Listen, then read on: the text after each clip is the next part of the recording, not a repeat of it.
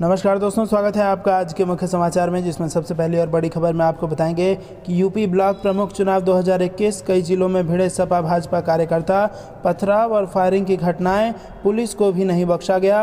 दूसरी बड़ी खबर में जिक्र होगा कि जेडीयू के मोदी मंत्रिमंडल में शामिल होने पर राजद ने कसा तंज, नीतीश ने फिर पलटी मारी। और तीसरी बड़ी खबर में आपको बताएंगे कि रविशंकर प्रसाद ने राहुल गांधी की बताई थी औकात, पुराना बयान शेयर कर बोली कांग्रेस, मिल गया प्रसाद। दोस्तों, हर एक खबर की गहराई में आपको ले जाएंगे, लेकिन उससे पहले अगर आपको भी ऐसा लगता है कि यूपी के चुनाव में भाजपा को बड़ा नुकसान होने जा रहा है तो आप अभी इस वीडियो को लाइक कीजिए और कमेंट में लिखिए जय हिंद। दोस्तों, रुक करते हैं तमाम बड़ी खबरों की तरफ। यूपी ब्लॉक प्रमुख चुनाव 2021, कई जिलों में भिड़े सपा भाजपा कार्यकर्ता, पथराव और फायरिंग की घटनाएं, पुलिस को भी नहीं बख्शा। जी हां दोस्तों, उत्तर प्रदेश में आज यानी गुरुवार को 825 क्षेत्र पंचायतों में अध्यक्ष पद के चुनाव के लिए नामांकन किए जा रहे हैं। जिला पंचायत चुनाव के दौरान हुई छिटपुट घटनाओं के बाद एक बार फिर से ब्लॉक प्रमुख पद के नामांकन के दौरान गुरुवार को यूपी के कई जिलों में भाजपा और सपा के कार्यकर्ताओं में बवाल हो गया। हालात ऐसे हो गए हैं कि कहीं ईंट और पत्थर चले तो कहीं पुलिस को स्थिति संभालने के लिए लाठियां चटकानी पड़ी। भाजपा और सपा के कार्यकर्ताओं व समर्थकों ने जमकर हंगामा काटा। कई जगह हुई मारपीट में लोग घायल भी हुए।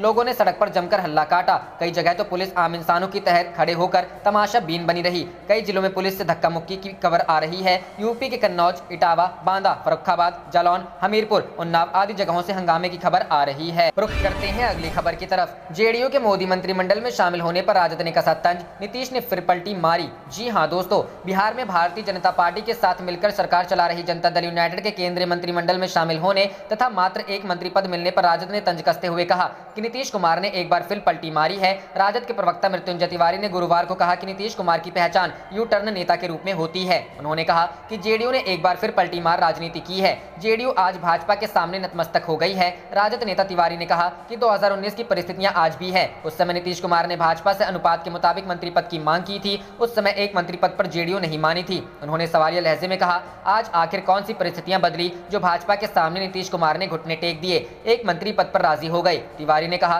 कि नीतीश कुमार ने इस मामले को लेकर सांसद लल्लन सिंह तक को धोखे में रखा, कई नेताओं को कच्चा दे दिए। उन्होंने कहा, ऐसी क्या परिस्थिति हुई कि केवल एक ही मंत्री पद से संतोष कर लिया। जेडीयू अब पूरी तरह से जातिवाद और भाजपा के सामने नतमस्तक हो चुकी है। उल्लेखनीय है कि जेडीयू कोर्ट से सिर्फ आरसीपी सिंह को मंत्री बनाया गया है। सिंह फिलहाल पार्टी के अध्यक्ष भी हैं। रुख करते हैं अगली खबर की तरफ। रविशंकर प्रसाद ने राहुल गांधी की बताई थी औकात, पुराना बयान शेयर कर बोले कांग्रेसी, मिल गया प्रसाद। जी हां दोस्तों, मोदी सरकार की कैबिनेट में कुछ नए मंत्रियों की एंट्री हुई तो कुछ मंत्रियों की छुट्टी कर दी गई, जिसमें सूचना प्रौद्योगिकी और कानून मंत्री रविशंकर प्रसाद भी शामिल रहे। रविशंकर प्रसाद 2019 में पटना साहिब से चुनाव जीतकर पहली बार लोकसभा पहुंचे थे। वह अटल बिहारी वाजपेयी की सरकार में ही मंत्री थे। रविशंकर प्रसाद के इस्तीफे ने विपक्ष को चुटकी लेने का मौका दे दिया है। ऐसे में रविशंकर प्रसाद का एक पुराना बयान सोशल मीडिया पर वायरल हो रहा है। उनके इस पुराने बयान पर लोगों ने जमकर ट्रोल कर रहे हैं। दरअसल पिछले साल रविशंकर प्रसाद ने राहुल गांधी पर हमला बोलते हुए कहा था कि राहुल गांधी कोई राजनीतिक औकात नहीं बची है। उनके इसी वायरल ट्वीट पर लोगों का मजाक बना रहे हैं। एक ट्विटर यूजर ने उनके इस पुराने बयान को शेयर करते हुए लिखा कि आ गया स्वाद। युवा कांग्रेस संगठन के अध्यक्ष श्रीनिवास ने जयशंकर प्रसाद के बयान पर तंज कसते हुए लिखा कि मिल गया प्रसाद। एक यूजर ने मजा लेते हुए लिखा कि अभी थोड़ा और प्रसाद मिलेगा, मार्गदर्शक मंडल में जाना बाकी है। रुख करते हैं अगली खबर की तरफ। सिर्फ डिब्बे नहीं, जरूरत तो पूरी ट्रेन बदलने की है। मोदी मंत्रिमंडल में फेरबदल पर अखिलेश यादव का तंज। जी हां दोस्तों, प्रधानमंत्री नरेंद्र मोदी ने बुधवार को अपने मंत्रिमंडल का सबसे बड़ा विस्तार किया है। नारायण राणे, सर्बानंद सोनोवाल, ज्योतिरादित्य सिंधिया समेत 43 नए मंत्रियों ने शपथ ली है। अब मोदी सरकार में प्रधानमंत्री समेत मंत्रियों की तादाद 78 हो गई है, जबकि पहले ये तादाद 42 थी। इनमें से 15 कैबिनेट मंत्री हैं, 6 स्वतंत्र प्रभार वाले राज्य मंत्री और बाकी 22 राज्य मंत्री हैं। इस फेरबदल को लेकर सपा के मुखिया अखिलेश यादव ने भी सवाल उठाए हैं। अखिलेश ने ट्वीट किया है कि इतनी बड़ी संख्या में मंत्री या मंत्रालय बदलने से भाजपा सरकार ने खुद स्वीकार कर लिया है कि वो हर क्षेत्र में नाकाम रही है।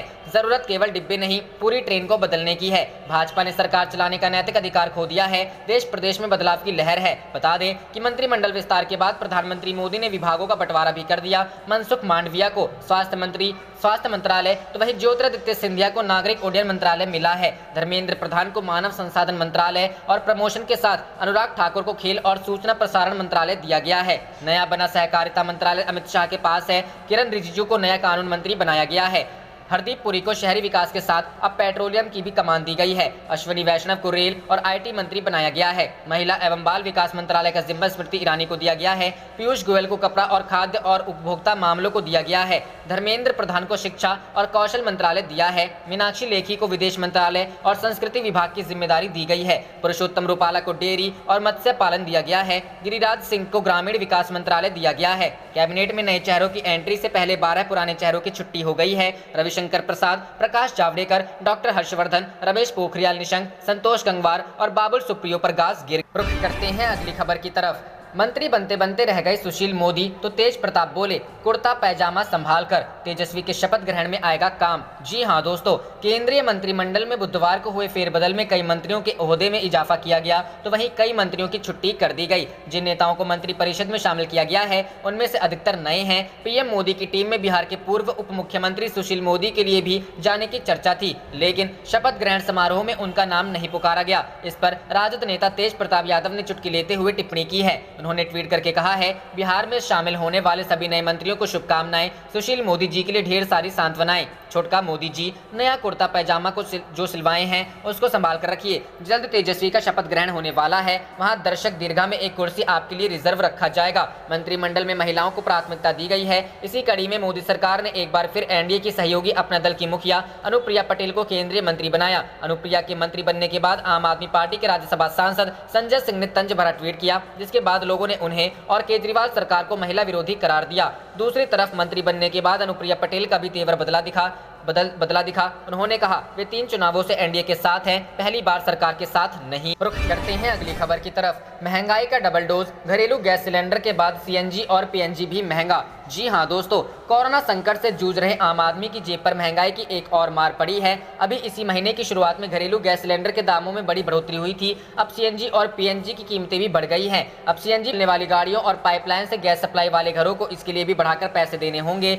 बता दें कि गुरुवार को दिल्ली समेत पूरे एनसीआर में सीएनजी की कीमत 90 पैसे प्रति किलो बढ़ा दी गई है। वहीं पीएनजी की कीमत में 1.25 रुपए की बढ़ोतरी हुई है। ये बढ़ी हुई दरें आज सुबह 6 बजे से लागू भी हो गई है। बढ़ोतरी के बाद दिल्ली में सीएनजी की रिटेल कीमत 43.40 रुपए प्रति किलोग्राम से बढ़कर 44.30 प्रति किलोग्राम हो गई है। राजधानी में पीएनजी की कीमत 29.66 रुपए स्टैंडर्ड क्यूबिक मीटर हो गया है। इसके अलावा नोएडा, ग्रेटर नोएडा और गाजियाबाद में सीएनजी की कीमत 49.08 रुपए प्रति किलोग्राम से बढ़कर 49.98 रुपए प्रति किलोग्राम हो गया है। इन जिलों में पीएनजी की कीमत बढ़कर 29.61 रुपए प्रति स्टैंडर्ड क्यूबिक मीटर हो गई है। बता दें कि 1 जुलाई से देश में कई चीजों के दामों में बढ़ोतरी हुई थी। पेट्रोल डीजल ने तो लोगों का जीना मुहाल ही कर रखा था। इसके बाद 1 जुलाई से एलपीजी की कीमतों में 25 रुपए की बढ़ोतरी की थी। वहीं अमूल दूध ने अपने 2 रुपए प्रति पैकेट कीमतें बढ़ाने का फैसला किया। रुख करते हैं अगली खबर की तरफ। बिहार कांग्रेस के नेताओं की राहुल गांधी के साथ बैठक, मीरा कुमारी बोली, सीएम नीतीश से नहीं संभल रहा राज्य। जी हां दोस्तों,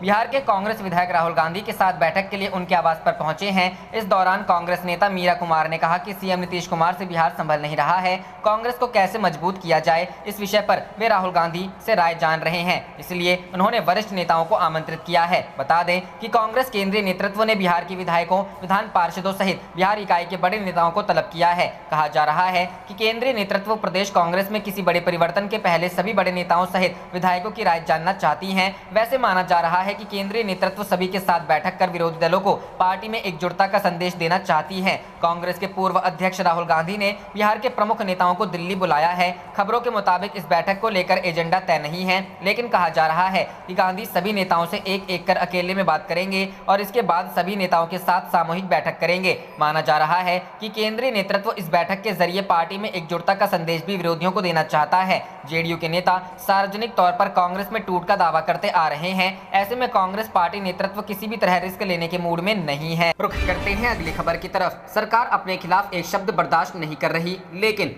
किसान नेता राकेश टिकैत की मोदी सरकार को चेतावनी। जी हां दोस्तों, बीकेयू लीडर राकेश टिकैत लगातार सोशल मीडिया पर मोदी सरकार के खिलाफ अपनी आवाज उठा रहे हैं। ऐसे में एक और ट्वीट कर राकेश टिकैत ने मोदी सरकार को चेतावनी देते हुए कहा कि देश की सत्ता अपने खिलाफ एक शब्द को बर्दाश्त नहीं कर रही, लेकिन यही सरकार तीनों कृषि कानूनों को वापस लेगी और एमएसपी पर कानून भी बनाएगी। इससे पहले राकेश ने एक और पोस्ट किया था जिसमें उन्होंने कहा था, महंगाई इतनी बढ़ी है, अगर किसी ने सरकार के खिलाफ आवाज उठा दी तो उसको सजा मिलेगी। राजा के खिलाफ बोलना मतलब सजा का हकदार है वो। राकेश ने आगे कहा था, यह आंदोलन फसल और नस्ल बचाने का है। इसके लिए हम हर लड़ाई लड़ेंगे। राकेश ने आगे कहा कि कृषि के तीनों काले कानूनी फांसी का फंदा साबित होंगे। किसानों के लिए जब तक कानून रद्द नहीं होते आंदोलन जारी रहेगा। राकेश टिकैत के इस पोस्ट पर लोगों के ढेरों रिएक्शन सामने आने लगे। इकबाल नाम के यूजर ने राकेश टिकैत के ट्वीट पर कमेंट कर लिखा, या तो हिटलर रहेगा या फिर किसान। किसान कल भी था, आज भी है और कल भी रहेगा, लेकिन यह तो सबको पता है कि हिटलर आज कहां है और आज उसको किस रूप में याद किया जाता है। आप देख रहे थे आपका अपना चैनल जय हिंद जय भारत।